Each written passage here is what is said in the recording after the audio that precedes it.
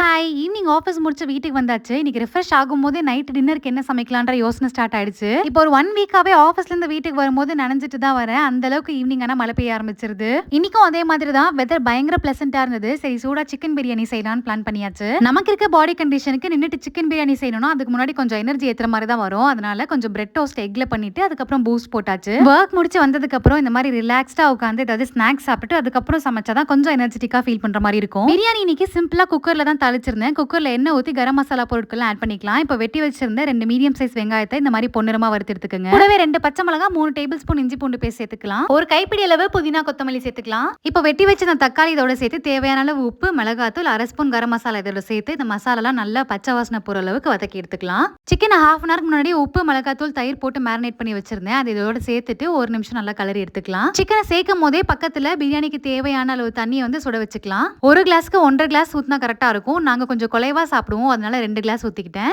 ஊற வச்ச அரிசி இதோட சேர்த்துட்டு உப்பெல்லாம் சரி பார்த்துட்டு ஒரு 3 விசில் வச்சு எடுத்துக்கலாம். வெளியே ஆல்ரெடி மழை பெய்ய ஆரம்பிச்சிருச்சா, இந்த சில்லான கிளைமேட்டுக்கு நல்லா சுட சுட பிரியாணி சாப்பிடவே சூப்பரா இருந்தது. பிரியாணி நல்லா உப்பு காரம் எல்லாம் கரெக்டா அடியெல்லாம் பிடிக்காம எங்களுக்கு பிடிச்ச மாதிரி குறைவா வந்திருந்தது. இந்த மாதிரி vlogsக்கு சேனலை சப்ஸ்கிரைப் பண்ணிக்கோங்க. அடுத்த vlogல மீட் பண்ணலாம். டாடா.